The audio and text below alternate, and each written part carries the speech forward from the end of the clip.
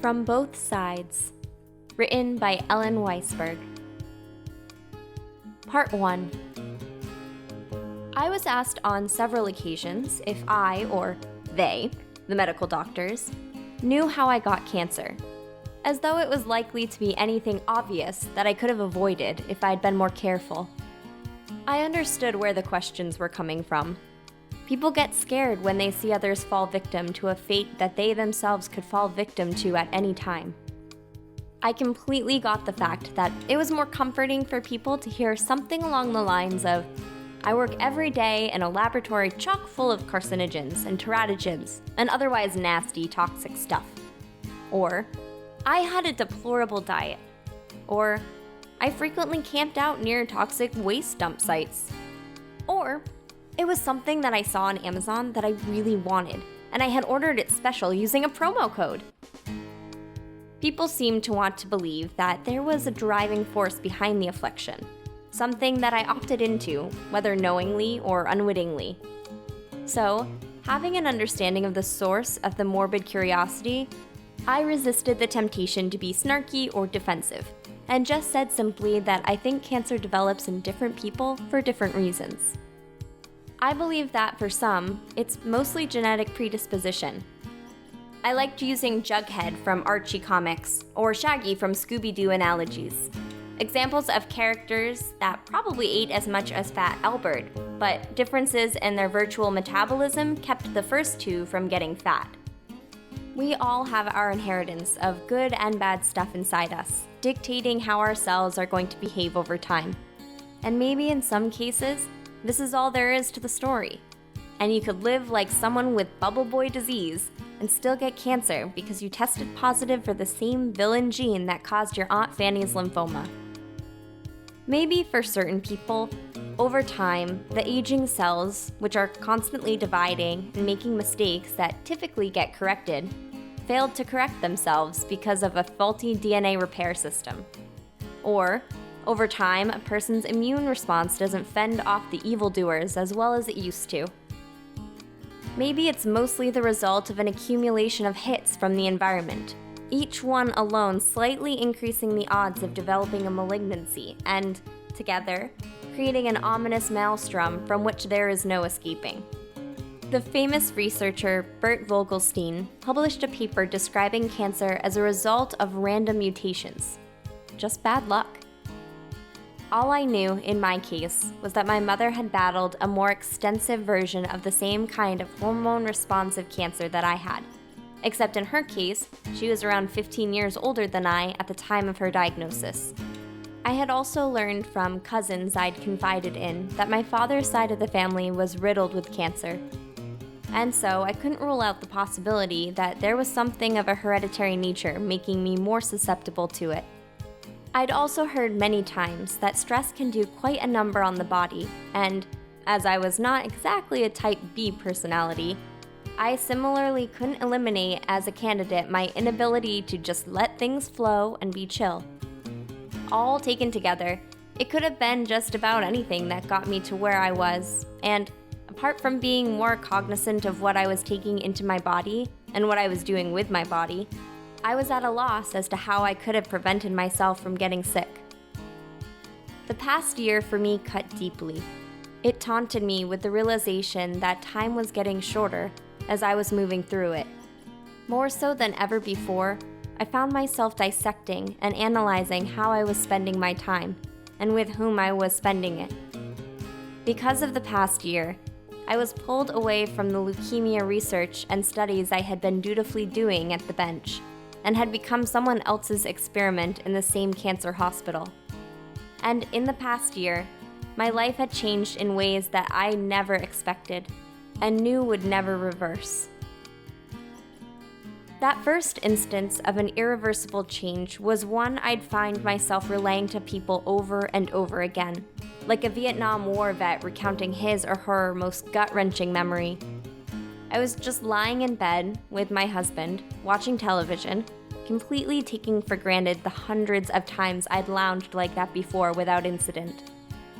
The ribbed, long-sleeve shirt I was wearing over my pajama bottoms was hiked up a little on me, and as I adjusted it, My hand brushed against the side of my body. It was a moment I realized that something wasn't right. Something didn't feel right. The only thing right was where the swelling was, on the far right-hand side of my breast. Wait, I thought. It must be my bra. Wait, I thought again. I'm not wearing a bra. In fact, I don't own a bra. More desperate grasping followed. Okay, then it must be my shirt. My thick shirt. Some kind of bump in my thick shirt. No, the shirt I'm wearing is very thin material. I was running out of sanity-preserving ideas. My body shot straight up like a launched rocket. What I was feeling was me. My skin. My swelling. A swelling that, to the best of my knowledge, had no business being where it was. I had my husband, a pediatrician, feel it. "Oh," he said reassuringly, "that feels like a fibroid cyst. I just saw a girl in my office last week with the same thing." "Just like this?" I asked. I was panting like a dog at a treat. "Yep." So, that was it. I believed him. But I'd still need to get it checked, just to make sure. Right? I slowly lay back down again. Someone said something on the television, but I really couldn't hear what it was. I could only hear the thoughts in my head. I'd just make sure. Tomorrow. I called the local Harvard Vanguard the following morning. An appointment was scheduled for me for later that afternoon, which I was thankful for, but at the same time, was frankly wishing it hadn't been treated with such urgency. If I'd told them I had an ingrown toenail, would they have similarly taken me in on the same day? Or a pustulating boil? Or an anal fistula that would put King Louis XIV to shame? What did it take to be hustled in like that? Was it just slow there, and they happened to have a vacancy that on a busier day they wouldn't have? Was I thinking too much? My blood pressure was taken first. It was high. My weight was measured next with all my clothes, and heavy boots, on.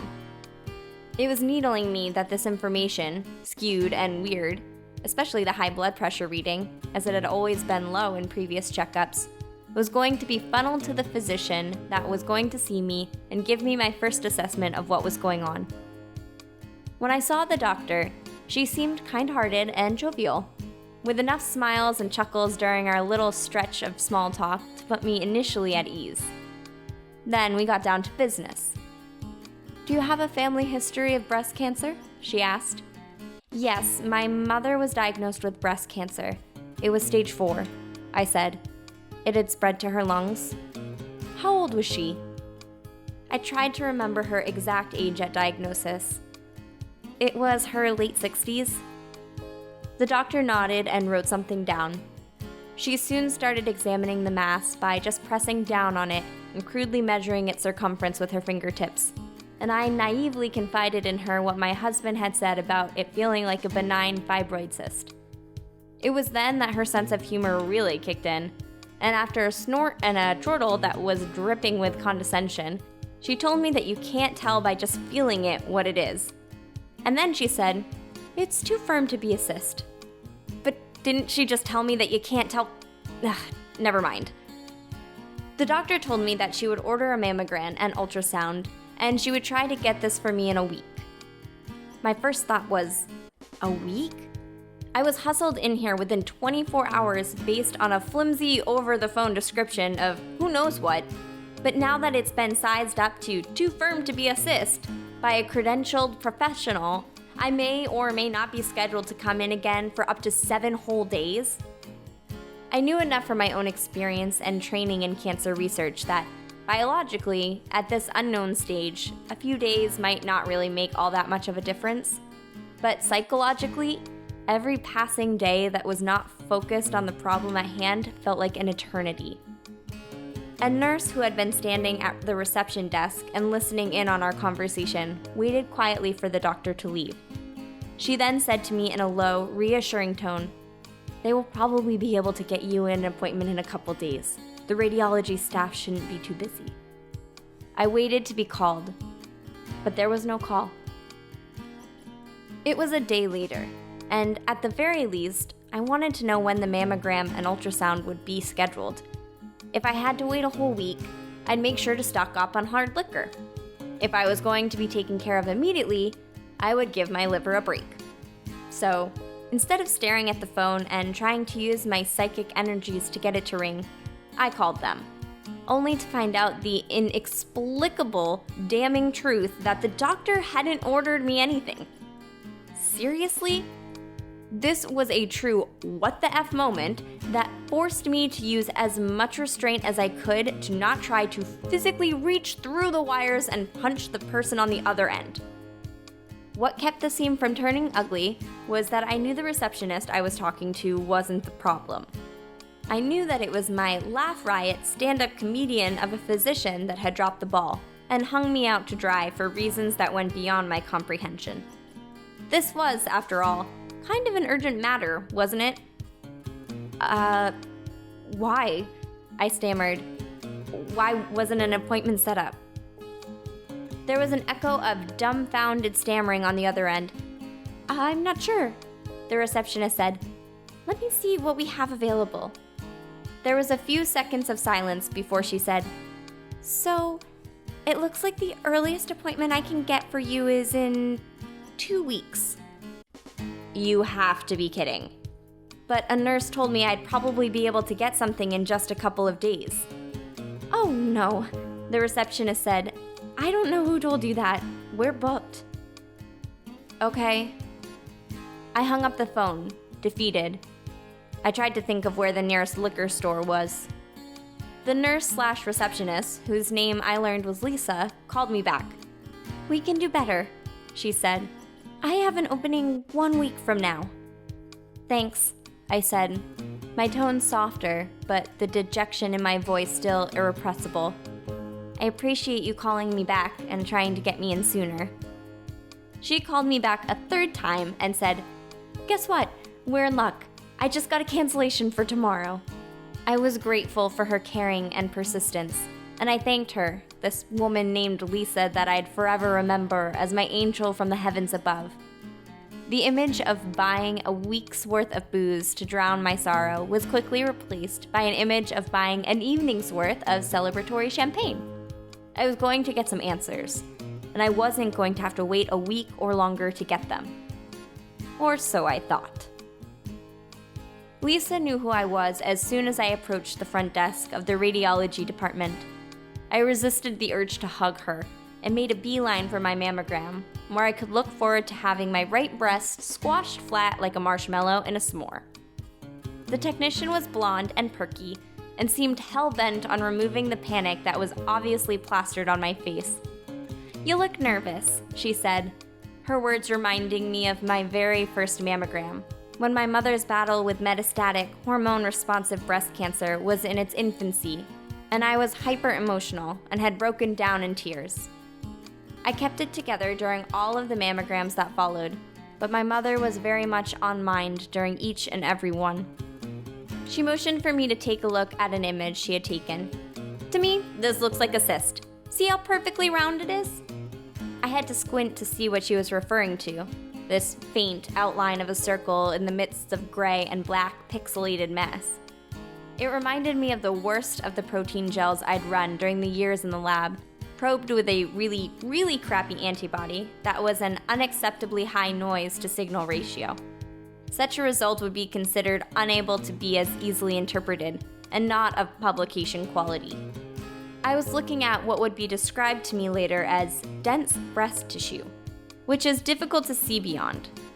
Even the questionable ball of flesh that was big enough to be palpable and detected by my just sweeping my pointer finger past it was barely visible on the screen to the naked eye in the midst of all that opaqueness.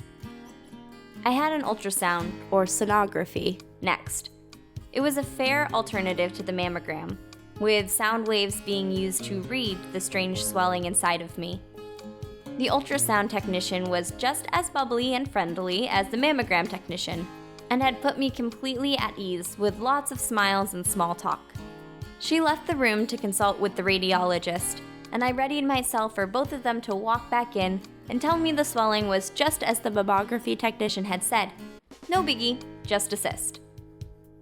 While I waited for them, I started making a mental list of all the dietary changes I would be making to be healthier, now that I'd been given my body's stern warning and a second chance. I was in the middle of planning to switch some of my coffee consumption to green and black tea, to eat more fish, and resist the temptation to get the convenient drive-through Happy Meals on my commute home from work in the evenings, when the Grim Reaper walked through the door, disguised as a radiologist with wispy, longish gray hair cradling the top of a high forehead and a deceptive twinkle in his eye. He smiled and shook my hand. Some pleasantries were exchanged. "What do you do?" he asked. "Lately? Worry," I thought. "I do leukemia research," I said. "So you're a doctor?" he asked. "A researcher," I said. "I have my PhD in pharmacology." The pleasantries abruptly ended. "According to the ultrasound, what you have is definitely not a cyst," he said. "As it's abnormal tissue, you will need a biopsy." Not the result I was expecting.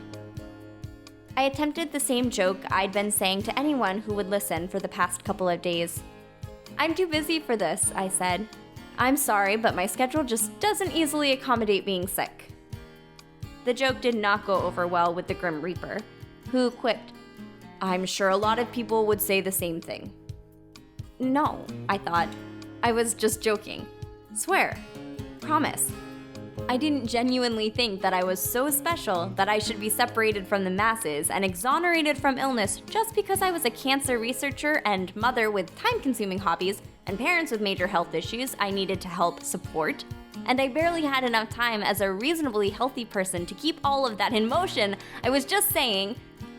The Grim Reaper told me that 75 to 80% of biopsies turn out to be nothing, and that the odds are in my favor.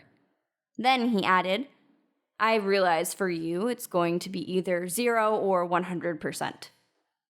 Such a funny guy.